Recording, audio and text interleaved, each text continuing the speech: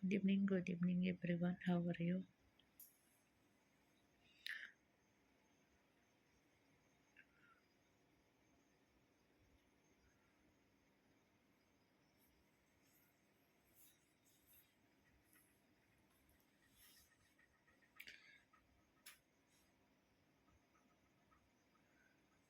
Happy life. Sana po na lagi kayong magsuporta sa live ko at pasensya na po kayo minsan makatulog ako kasi sa sobrang pagod kasi sobrang trabaho ko dito.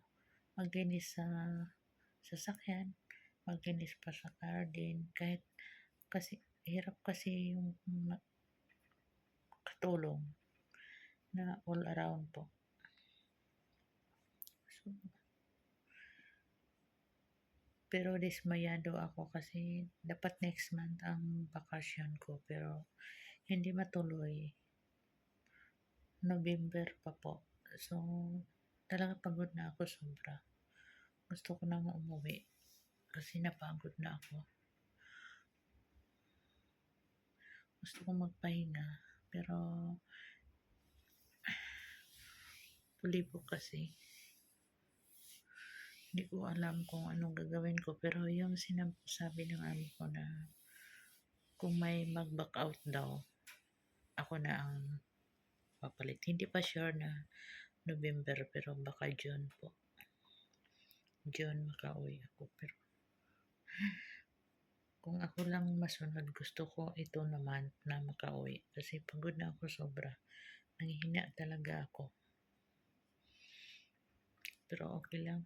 Maghintay na lang ako kasi mahirap naman pag umuwi ako na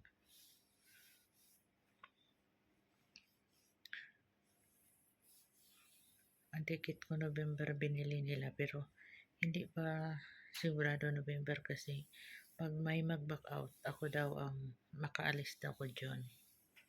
So, salamat po sa inyong lahat na tuloy suporta ninyo kasi kahit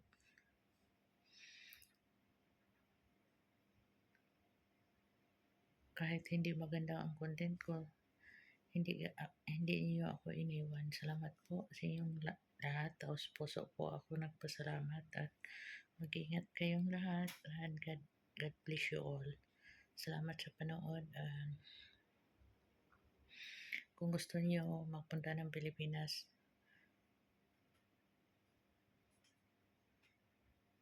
sana po kita-kita tayo mga kabayan ko sa Manila po. Kaunti lang nanood sa akin Pilipino pero pag magpunta ako ng mall, daming gusto na makikita pero takot lang ako.